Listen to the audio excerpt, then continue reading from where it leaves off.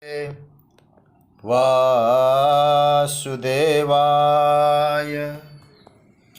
कृष्णाय वासुदेवाय हरे परमात्मने प्रणतः क्लेशनाशाय गोविन्दाय नमो नमः।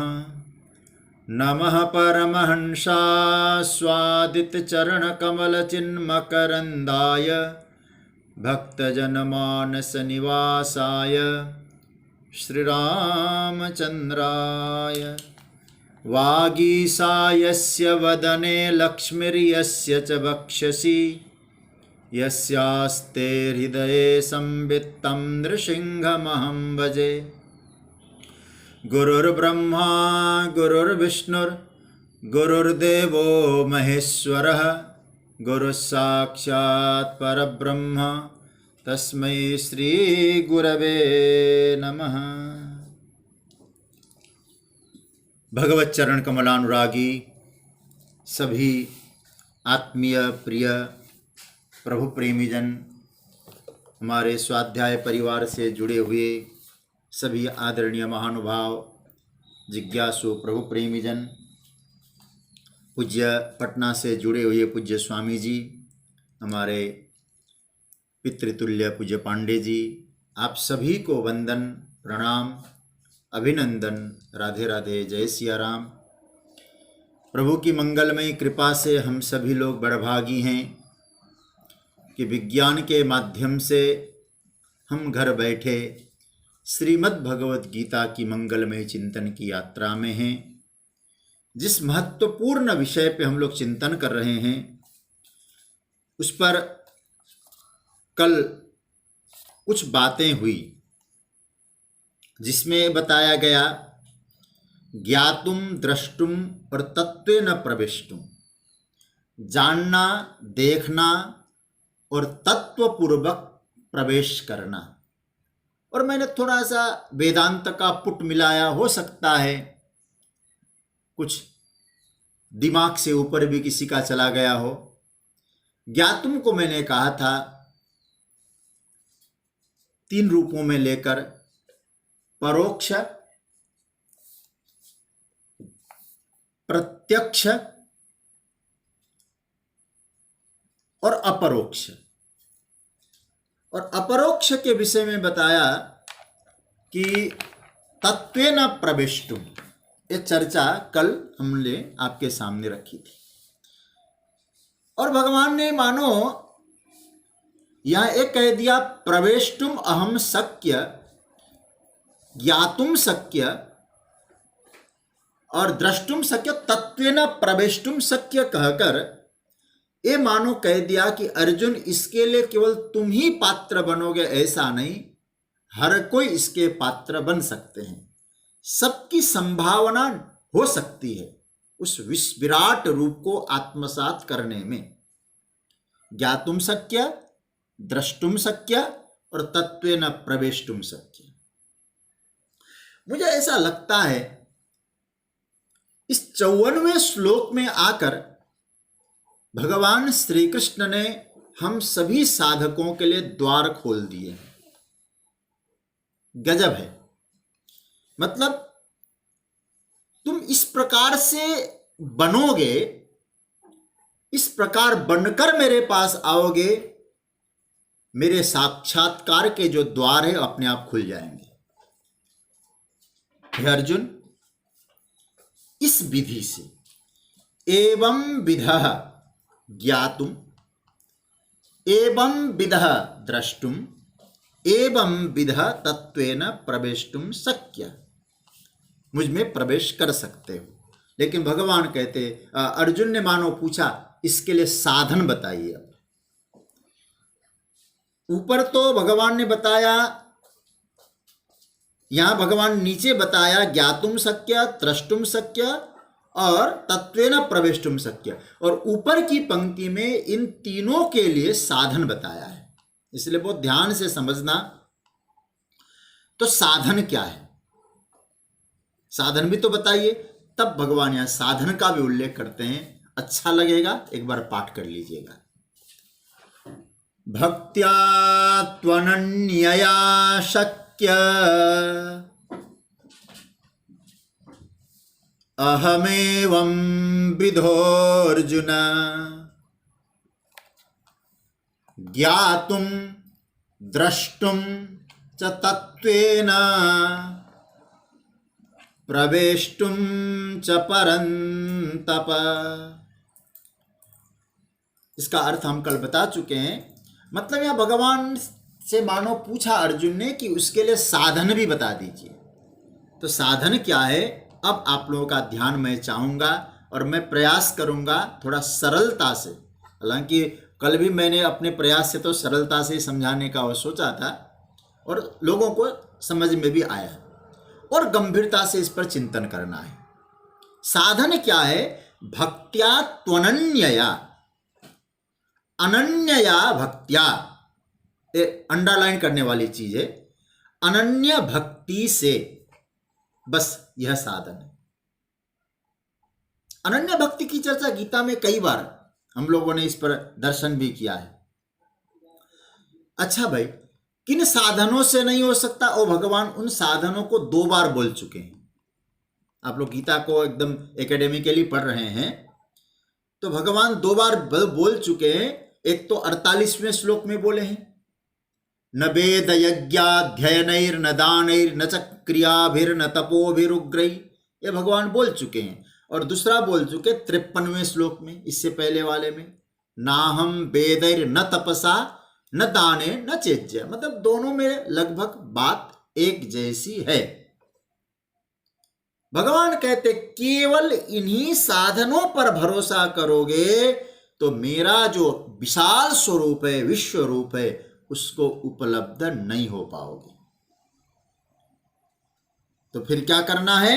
लेकिन असली साधन बता रहा हूं अर्जुन, उस असली साधन का नाम है अनन्य भक्ति। भक्ति हो तो अहम शक्य। भक्ति कौन सी होनी चाहिए फिर? अनन्य भक्ति।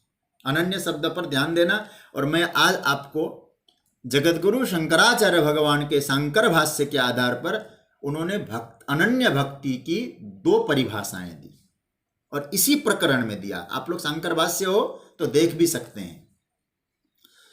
2 परिभाषाएं शंकराचार्य भगवान की इस प्रकरण में अनन्य भक्ति की उन्होंने दी। पहली परिभाषा, अपृथक भूतया भगवत अन्यत्र पृथक न कदाचित अपि या भक्ति या भवति सातु अनन्या भक्ति। क्या अर्थ हुआ? पहली परिभाषा माने जो भक्ति भगवान के अतिरिक्त कहीं अन्यत्र नहीं होती है वो अनन्य भक्ति, एक में ही होती है, अन्यत्र नहीं होती, एक का।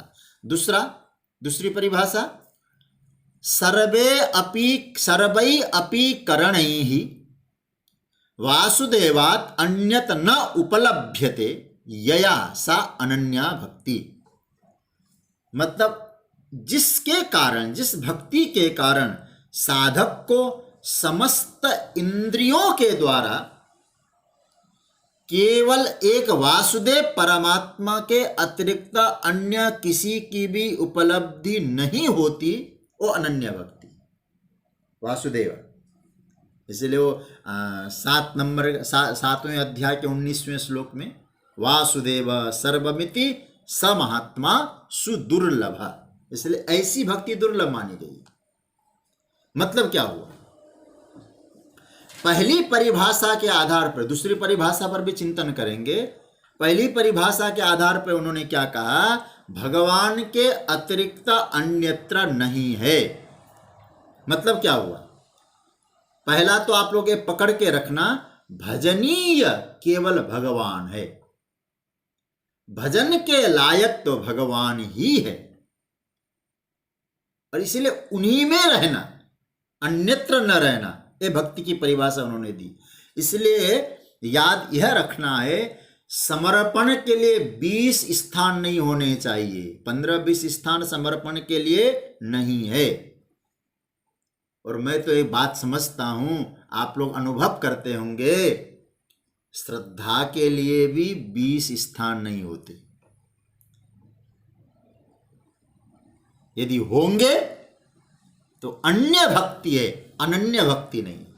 सेवा के लिए आपके लिए हजारों स्थान होते हैं, लेकिन श्रद्धा के लिए एक स्थान होना चाहिए। सेवा करें खूब, हजारों स्थान बना लें सेवा के लिए, लेकिन श्रद्धा के लिए एकमात्र स्थान। मानियत सबहि राम के नाते। तुलसी जी क्या कहते हैं? राम के संबंध से सब अपने हैं, लेकिन मूल में मेरे प्रभु राम है। यह समर्पण, और वो कहां हो? केवल एक जगह हो, अन्यत्र पृथक, उनसे भिन्न जब भक्ति उनके जीवन में नहीं आती है, ऐसी भक्ति को अनन्य भक्ति कहा है। और इसी प्रकार की भक्ति को अन्य टीकाकारों ने और श्रीमद् भगवद गीता में 13वें अध्याय में अव्यभिचारिणी भक्ति कहा है। क्या भक्ति कहा? अव्यभिचारिणी भक्ति। आप लोग 13वां अध्याय देख सकते हैं, हम लोग जब जाएंगे तो उस पर चिंतन करेंगे। बहुत महत्वपूर्ण विषय 13वां अध्याय का। 13वें अध्याय का 10 नंबर का श्लोक आप देखेंगे तो आपको समझ में आ जाएगा। क्या कहते हैं भगवान? मयि चानन्य योगेन भक्ति रव्यभिचारिणी विविक्त देश से वित्वम अरतिर जन संसदी। मतलब क्या है? अव्यभिचारिणी जो भक्ति है वही भक्ति अनन्य होती है। इसका मतलब क्या होता है? इसका अर्थ किया, भरोसा भगवान में, आशा भगवान से, लक्ष्य भगवान है, प्रेम भी भगवान है। इसका नाम है अव्यभिचारिणी भक्ति। इसलिए एक भजन, एक गीत कभी कभी आप लोग गाते होंगे, गुनगुनाते भी होंगे। क्या कहते हैं? आशा एक राम जी से दूजी आशा छोड़ दे, नाता एक राम जी से दूजा नाता तोड़ दे, ऐसा बोलते हैं हृदय से। लेकिन तो भक्ति का अर्थ क्या हुआ? बोले एक में समाविष्ट होना। हमारी जितनी भी भावनाएं हैं, थोड़ा समझना, शंकराचार्य भगवान की परिभाषा को समझ लेंगे तो भक्ति समझ में आ जाएगी अच्छी तरह से। अनन्य भक्ति क्या कहते हैं? भक्ति क्या मतलब? हमारे हृदय में दिव्य भावनाएं रहती हैं, अनेक प्रकार की भावनाएं आती हैं। तो सारी भावनाओं का एक संग्रह रूप है। उस भावनाओं का संग्रह वो परमात्मा में, एक ही परमात्मा में समर्पित हो। मतलब ऐसी भावनाएं भक्ति के में जागृत रहनी चाहिए। भरोसा, क्या क्या भावना है? मैं भावना गिना रहा हूं। भरोसे की भावना, आशा की भावना, विश्वास की भावना, प्रेम की भावना, इन सब बातों को मिलाकर जो भी भावना हम बनाते हैं अथवा हमारे हृदय में संग्रहित होते हैं, उन भावनाओं का नाम है भक्ति। इसलिए हमारे यहाँ का भाव भी भक्ति है। याद रखना, ये सारी भावनाएं जो बनेगी वो परमात्मा से ही बनेगी और किसी से बनेगी ही नहीं। ये भक्तों के लिए बहुत विशेष करके ध्यान देने जैसी चीज है। ये जितनी भावनाएं बन सकती है सज्जनों, केवल परमात्मा से ही बनेगी। न जगत से विश्वास बनेगा सर्वदा, न जगत से सर्वदा आशा की भावना बनी रहेगी। लेकिन ये निश्चित है, सारी भावनाओं का निर्वहन करने वाला यदि कोई है, वो परमात्मा हमारा प्यारा है, ये समझ लेना चाहिए। तो इसका मतलब उसी में सारी भावनाएं हैं, उसका नाम है अव्यभिचारिणी भक्ति। आप अपने को भगवान का बोलो और फिर 15 और लोगों से कहो कि ये भी मेरे हैं। 15 लोगों को बोलो, भगवान को भी बोलो, 15 लोगों को भी बोलो। ये बात नहीं बनेगी भक्ति में। अरे भाई, जगत में नहीं बनता तो भगवान में कैसे बनेगा? आप विचार करिए, भक्ति का जहां तक ताल्लुक है, आप कहें ये जो 10 लोग हैं ना, ये सारे 10 के 10 ये समान है। इसका मतलब क्या हुआ? आप किसी के प्रति, किसी को, स्वयं को प्रतिबद्ध नहीं कर पा रहे, कमिटमेंट नहीं है आपका। मतलब आपने किसी के प्रति अपने आप को प्रतिबद्ध नहीं बनाया। और याद रखना, प्रतिबद्धता के बिना भक्ति संभव नहीं है, कमिटमेंट जरूर चाहिए। अरे भाई, जब दुनिया में अव्यभिचार चलती है, व्यभिचार वाली भक्ति दुनिया में नहीं चलती, तो परमात्मा से जो है व्यभिचार वाली वृत्ति कैसे बनेगी। इसलिए एक जगह प्रतिबद्धता हो, वो भक्ति निष्ठा का रूप लेती है। मैं शब्द जो पकड़ रहा हूं आपको बता रहा हूं, ध्यान से समझना। एक ही जगह हमारी पूरी प्रतिबद्धता हो, कमिटमेंट एक ही जगह टिक जाए, उसी का नाम है निष्ठा। ये संस्कृत के बड़े दिव्य शब्द है, निष्ठा। निष्ठा शब्द का मतलब क्या है? हम लोग कभी कभी बोलते हैं उनकी निष्ठा उनके प्रति है, और 10 जगह मंदिर में जाता है तो 10 जगह निष्ठा है। ये हो ही नहीं सकता, निष्ठा शब्द बेकार है वहां पे। ये संस्कृत का सौंदर्य है। संस्कृत में जो निष्ठा शब्द बनता है ना, बहुत अच्छा। व्याकरण का थोड़ा सा आपको संकेत कर दूं।ष्ठा गति निवृत्तो, नितराम।ष्ठा गति की जहां निवृत्ति हो गई, उसका नाम है निष्ठा। मतलब हमारी सारी भावनाएं यही है, हमारा लक्ष्य यही है, हमारा सर्वस्व यही है, हमें हमारा मंजिल मिला हुआ है। अब आगे की हम सोच नहीं सकते, दाएं बाएं ऊपर नीचे की हम सोच नहीं सकते, हमारा सर्वस्व यही है। इस प्रकार की भक्ति की भावना और निष्ठा का रूप लेती है। भक्ति का पहला रूप माना गया है, दिव्य रूप माना गया निष्ठा, गति की निवृत्ति। इस जगह भगवान भाष्यकार ने बोला, न कदाचित अपि पृथक भूता, भगवान के अतिरिक्त किसी में प्रतिबद्धता न जाए। कदाचित अपि, याद रखना, कभी भी। तुलसीदास जी का भाव मुझे बहुत अच्छा लगता है। विनय पत्रिका में एक पद है, बहुत अच्छा पद है। विनय पत्रिका में क्या कहते हो? यह बिनती रघुबीर गुसाई। जो गीता प्रेस से जो विनय पत्रिका जो सजिल्द वाली आई है, उसमें 103 नंबर का पद है। गोस्वामी जी क्या कहते हैं? यह बिनती रघुबीर गुसाई, और आस विश्वास भरोसो हरो जीव जड़ताई। यह बिनती रघुबीर गुसाई, यह है भक्ति। क्या मतलब? मेरी जो आशाएं हैं,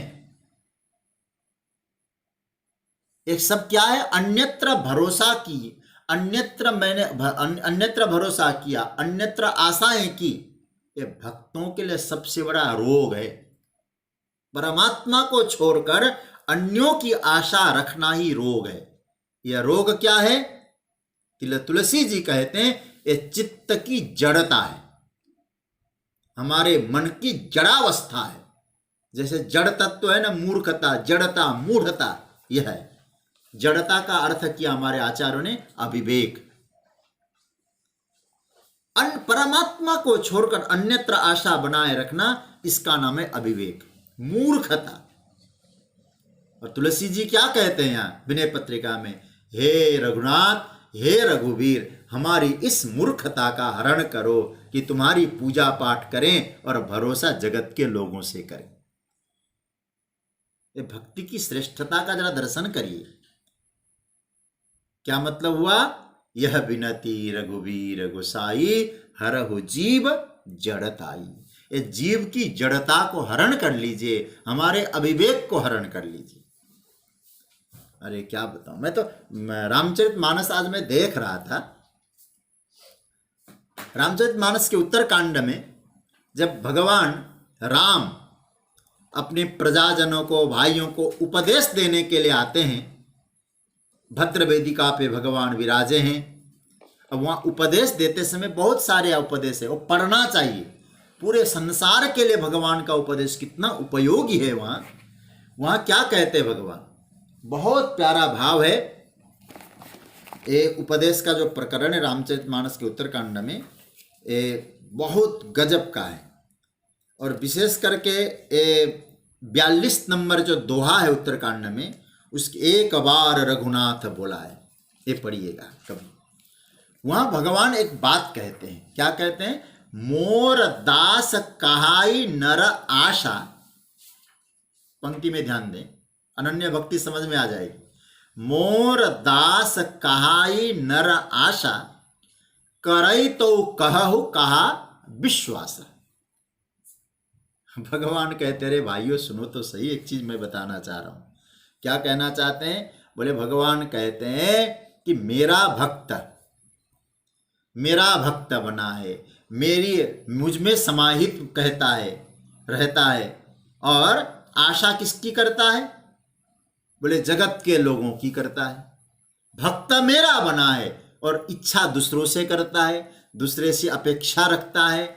वो उन पर मैं भरोसा कैसे करूं? फिर कैसे भरोसा होगा उनको? ये तो ऐसी बात हो गई, एक पिता है और पिता के पास जाता है और पिता से क्या करता है? बोले पिताजी मैं तो आपका बेटा हूं, आपका ही सर्वस्व हूं। और मांगने के लिए, जाने के लिए दूसरे के पास जाता है तो पिता को कैसा लगा? मेरा बेटा मुझसे तो कहता मैं आपका पुत्र हूं और दूसरों के पास जाके मांगता है, याचना करता है, तो पिता की बदनामी होगी कि नहीं होगी? आप सोचिएगा इस विषय पे। इसलिए यहां भगवान कहते हैं अनन्य भक्ति का अर्थ यह है, जिस भक्ति से मेरा दर्शन कर सकते हो, मुझे जान सकते हो, मुझ में प्रवेश कर सकते हो, वो भक्ति कैसी होनी चाहिए? एक में आशा, एक में भरोसा। और भक्ति के बारे में मैं चर्चा करता हूं तो देवर्षि नारद का भक्ति सूत्र याद आता है। कभी हमारे स्वाध्याय का ये प्रकरण चलता रहेगा तो मैं आप लोगों को भक्ति सूत्र भी पढ़ाऊंगा, बहुत दिव्य है। तो वहां देवर्षि नारद ने भक्ति की व्याख्या की और बिल्कुल याद करने लायक परिभाषा है भक्ति की, अनन्यता की परिभाषा। शंकराचार्य भगवान कहते हैं उसी प्रकार की। क्या कहते हैं नारद जी? अन्याश्रयाणाम त्यागो अनन्यता। मन में, बुद्धि में दूसरों के आश्रय का त्याग हो जाना, यही अनन्यता है। एक में आश्रित है। भगवान जगतगुरु शंकराचार्य कहते हैं एक बार कभी कभार वो जो बात आती है ना, बोले नहीं, कभी भी भगवान को छोड़ के दूसरे से आशा न हो, वो भक्त्या त्वनन्यया, ऐसी अनन्य भक्ति।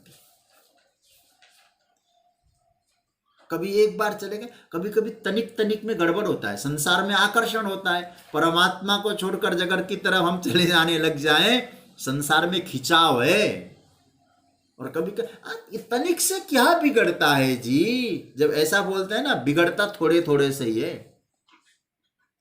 कभी भी हमारी वृत्ति परमात्मा को छोड़कर जगत की तरफ न जाए, जगत में आशा, जगत में भरोसा न हो, इसका नाम है अनन्य भक्ति। शंकराचार्य यही भगवान कहते, देखो गोस्वामी जी ने जो बात कही, भगवान राम जो बात कह रहे हैं, वही जगत गुरु शंकराचार्य वही बात कहते हैं, अन्यत्र न कदाचित अपि। संत वचनों की एकता देखिए जरा। ऐसी एक निष्ठा परमात्मा में होती है, एक भरोसा भगवान में है, तब क्या होगा? लक्ष्य भी भगवान होंगे।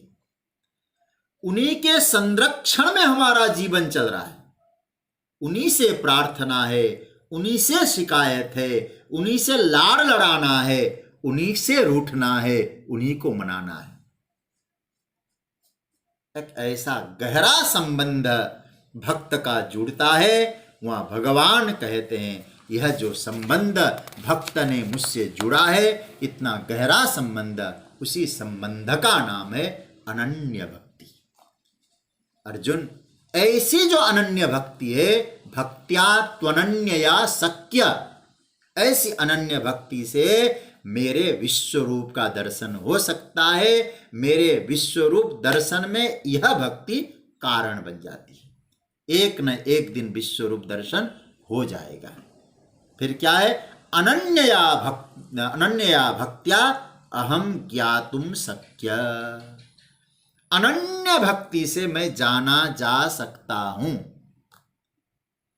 अब ऐसी जब भक्ति होगी, हृदय की चित्त वृत्ति में ऐसी भक्ति जब उतर जाएगी, तभी वह वृत्तियों में आए और कहेगा, प्रभु आपके संरक्षण हमें प्राप्त हो रहे हैं, मैं आपके संरक्षण में हूं। तो भक्त क्या कहेगा, आपके संरक्षण में होने के कारण मैं निश्चिंत हूं, मुझे किसी प्रकार की परेशानी नहीं है। प्रभु ने कहा, कोई परेशानी नहीं तुमको, क्योंकि ध्यान देना, फिर जब निष्ठा एक हो जाए, भरोसा भगवान में, प्रेम भगवान से, लाल लड़ाना प्रभु से, रूठना प्रभु से, वो भक्त कहेगा तुम्हारे संरक्षण में पूर्णतया मैं निश्चिंत हूं। और भगवान में ही निश्चिंतता आ जाती है। तो भगवान पूछने लगे, अच्छा बताओ, तुम इतने निश्चिंत हो, कोई परेशानी वाली बात तो नहीं है ना, दिक्कतें तो नहीं है? महाराज भक्त कहेगा, सब कुछ ठीक है, लेकिन एक परेशानी सता रही है। मैं मूल विषय पे आ रहा हूं, आप लोग बहुत समझदार लोग बात को पकड़ लेंगे। भगवान ने कहा, कौन सी परेशानी सता रही तुमको, बताओ तो सही।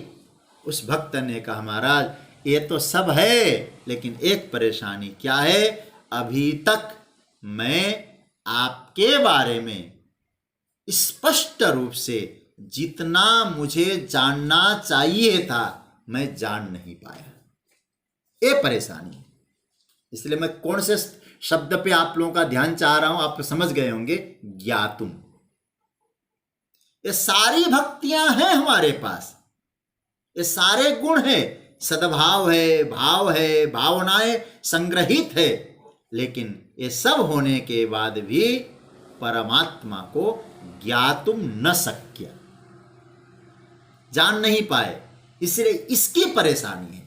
तो भगवान कहते, तुम जान नहीं पाए हो, कोई बात नहीं, तुम्हारे भाव में जो अनन्य भक्ति है और अनन्य भक्ति तैयार करके तुम्हारे मन में परमात्मा को जानने का भाव जगे तो ज्ञातुम शक्य, मैं जाना भी जा सकता हूं। केवल तुम्हारा हेल्प करने के लिए मैं बैठा नहीं हूं, तुम्हारे संरक्षण के लिए ही मैं नहीं बैठा हूं अर्जुन, मैं तुमको तुम मुझे जान सकोगे, इसलिए ज्ञातुम शक्य। और महाराज केवल जान पाएंगे, बोले नहीं, द्रष्टुम शक्य, देख भी सकते हो। अच्छा महाराज देख भी सकते हैं, बोले हाँ। तीसरी, बोले प्रवेष्टुम शक्य। तो पहला सूत्र क्या है, सब कुछ है भगवान, याद रखना सज्जनों।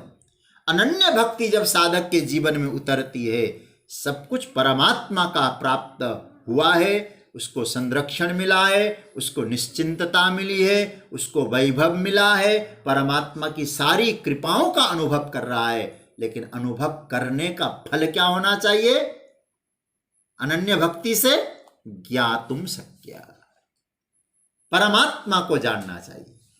अब इतना ही मैं आपसे कहूं, जो हमारे लिए सब कुछ कर रहा है, किसने किया है, कौन कर रहा है, केवल इतने से काम नहीं बनेगा। अनन्य भक्ति का जो तात्पर्य शंकराचार्य भगवान कहते, ज्ञातुम, जानना भी चाहिए उसको। ठीक है, हम भगवान की पूजा पाठ करते हैं, आरती उतारते हैं, लेकिन गीता का सूत्र है, एक करना जरूरी है, पूजा पाठ करिए, लेकिन जिनके द्वारा आप संरक्षण में हैं उसको जानिए। इसलिए 3 सूत्र दिया है। और जानने के बाद फिर क्या होगा, वाह, द्रष्टुम शक्य, ओ मैं समझ आ गया, मैं जान गया आपको, अब मैं जान गया, एक काम करो, कभी दर्शन तो दो। जानने के बाद दर्शन होगा, और दर्शन के बाद प्रवेश होगा। ये 3 सूत्र याद रखना। जब आप जानेंगे, कैसे जानेंगे, इन साधनों से, अनन्य भक्ति से। कैसे अनन्य भक्ति, सारी भावनाओं का संग्रह एक में समर्पित हो, न अन्य, और कभी भी अन्य पे भरोसा न हो, केवल परमात्मा पे भरोसा हो। ऐसी भावना हृदय में हो तो आपके जीवन में क्या भाव आएगा, आप समझेंगे कि परमात्मा के संरक्षण में, उनकी सुरक्षा में मैं हूं, किंतु मुझे जानना है अब उनको। जब तक जानूंगा नहीं तब तक परेशानी में। तो क्या भगवान कहते हैं, ज्ञातुम शक्य, अनन्य भक्ति रखो अर्जुन, लेकिन जानने का प्रयास करो, देखने का प्रयास करो, और तत्वपूर्वक प्रवेश करने का प्रयास करो। एक बात हमें ध्यान देना जरूरी है। अब ये श्लोक इतना अच्छा लगता है कि हमको